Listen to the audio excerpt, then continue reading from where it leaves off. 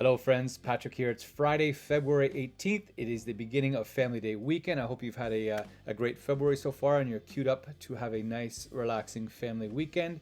And if you're not having a family weekend, I hope you have a great weekend, whatever you want to call it. Coming to you with two of the biggest misconceptions that we're seeing out there in the marketplace today, whether I'm talking to clients or friends or people in the grocery store lineup. There's sort of a commonality between that we're seeing with these two items. So first, you realtors must be loving this market. So there's an idea out there that we're all just running around high-fiving each other, smiles ear to ear, that we're loving this marketplace. And if you lined up 10, 20, 30 full-time, boots on the ground, all in professional realtors, and you asked them that very question, or you said that very thing, I think you'd be surprised at the answer that you get. So I'm going to get into that shortly. And then the other thing is people that see sale, we see comment sections on newspaper articles about the real estate market. People think, sure, I can sell for this much, but it's going to cost me an extra 500 grand to be able to move. And in general, that's not the case at all. And it comes down to people's awareness or lack of awareness of the value of what they currently have. So they see the sale price of a house sell for, above the screen, so to speak, where my hand is, and they think that their home is only worth here when in fact their home's actually worth here. So I'm going to touch on the numbers behind that very quickly as well. So yeah, let's get into it. Okay, so first, you realtors must be loving this market. Behind any market, there's the sort of machine that runs behind it, right? And that is the buyers and the sellers and the realtors and how things work. Does a house sell in 55 days or does it sell in 5 days? Is there 48 showings or is there 4 showings? Are there inspections that fall through, financing issues, market trends, all this sort of stuff? And the market that we have right now is exceptionally intense. When we put a home up for sale, there's all kinds of steps that go into before the home is live on the market. When it's live in the market, you have showings, you have activity, you have back and forth, you have inquiries, you've got feedback, you've got appointments to book, appointments to cancel, to reschedule, sellers moving in and out of their house. There's all kinds of moving parts to it, right? And then you have offer presentation day. So on the buying side of it, maybe you have 12 offers on a place, or 6 offers on a place, or 32 offers on a place. If there's 5 offers on a house, there's 4 people that lost. So behind those 4 people is also 4 realtors, right? So there are an exceptional number of realtors right now who are out there on the run working. I talked to one today and he was off to show houses all afternoon with people that have lost out on a number of offers, right? And then even on the listing side of it, it's so highly leveraged right now. And even though the sellers are selling for more than they've ever sold, the amount of anxiety and stress, because there's so much unpredictability in the market. And when you take predictability off the table, the result or the fallout from that is stress and anxiety, the unknowns, the what ifs, the sleepless nights, all that sort of thing, right?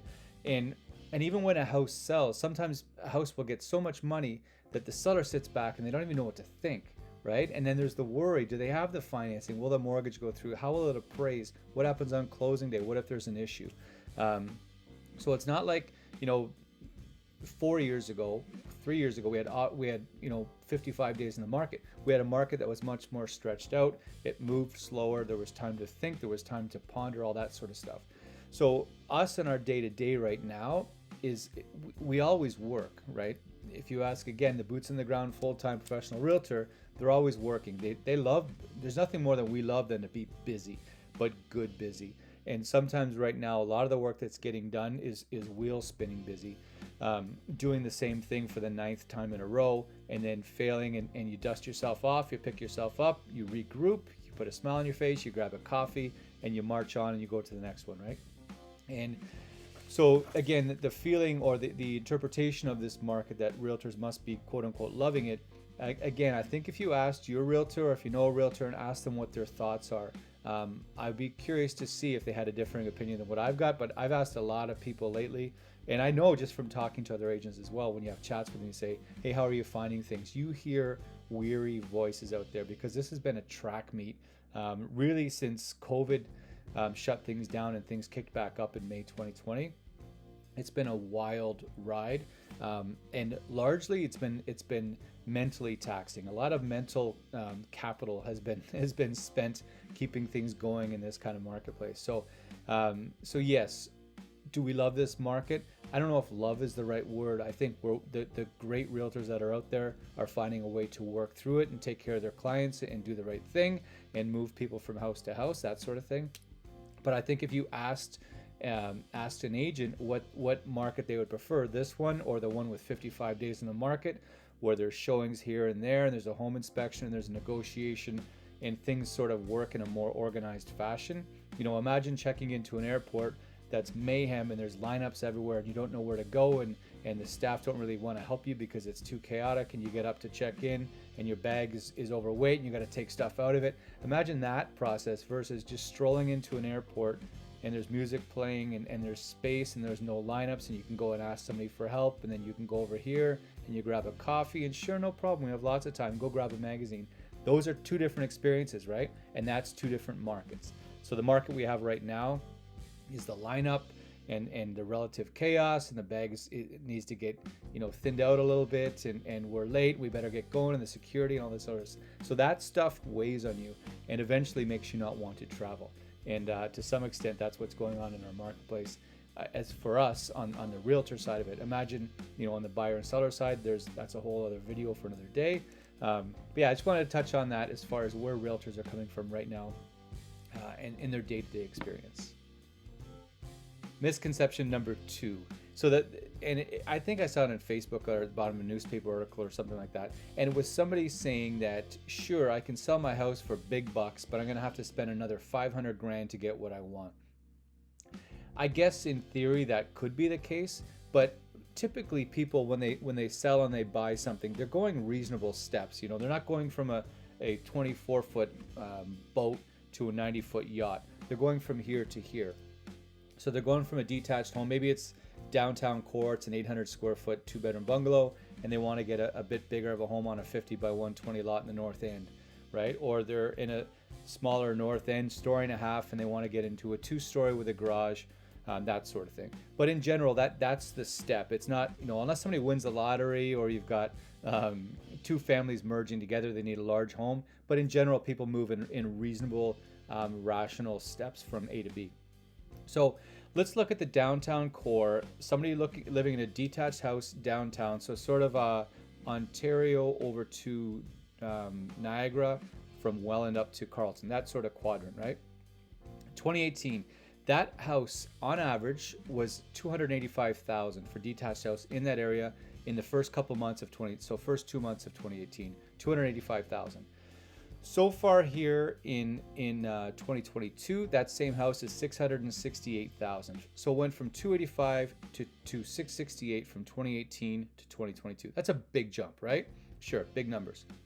Let's look at the north end detached, sort of like Carleton to Lakeshore, Ontario over to Bunting, that space. So that's a big chunk of land as well. But that same detached house back then in 2018 was $428,000. So the jump in 2018 was 285 to 428.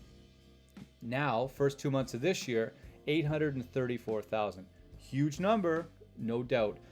So it went from 427 to 834 from 2018 to 2022.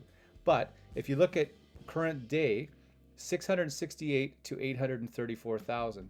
So the jump from 668 to 834 is about 165 grand to go from the downtown core to that north end house on average. Back in 2018, it was 285 to 427, so about 135, 140 grand. So 166 spread now, 135, 140 grand. You get into the value of money and how that changes over time. That spread, that difference, really is not that much different between what happened in 2018 to 2022. So what's different? What's different is the psychological of buying a house for $850,000 seems bonkers. But if that person that's stressed out and saying, yeah, it's going to cost me an extra 500 grand, they probably don't realize that their house is worth 650 or 670 grand. They might be still thinking, yeah, maybe it's 440 or 450, because they're not actually tuned into what really is going on. and they find out that even though the house they want to buy is up here, the house they want to sell isn't here. It's actually up here. And that jump has always been there. There's always been a jump to go from that downtown 800, 900, 1100 square foot two-story even. There's always been a jump to go from there to the north end detached. But now it's just, instead of the jump being here, the jump's up here. And the same thing with, somebody going from a home that's now worth $750 to a house that's worth $975 or $1 million. People think, holy cow, I'm not in the $1 million house market. That's what's on TV, right? But again, do they realize that their house that they're currently in is worth 8.25? So the jump up isn't as much as they think it was. But furthermore, it's not any different than it was 5, 6, 7, 8, 9, 10 years ago. It's just that the first digits in the purchase price have changed. So that's a big misconception, I think, as far as I want to get from here to there, but they don't know what the journey looks like. They don't know what the numbers are. They don't know the reality of the big picture. And maybe it doesn't work for them, but I think until you've really exhausted the whole situation and dug into the numbers, then if you don't know that, then you really are living in that sort of misconception world where you're making decisions based on facts you don't have in front of you. Okay, so that's it. I just wanted to talk about those two things. Again, us realtors and loving this market, and the idea of not being able to buy something when you have something to sell. I know it's a totally different story for somebody that doesn't have anything to sell, that's just straight up buying. That's a different video, that's a different process, that's a different sort of basket of frustrations. But I wanted to touch on that. Hopefully you found this helpful. By all means, subscribe to this channel, turn on your notifications, and that way whenever we put out videos, you'll get the bing bong, and you can hop on YouTube and check it out. I'll put a few links down below to some helpful resources we have on our website as well. Otherwise, we hope you're doing great, and always love to hear from you if you want to reach out. Okay, cheers. Thank you. Bye.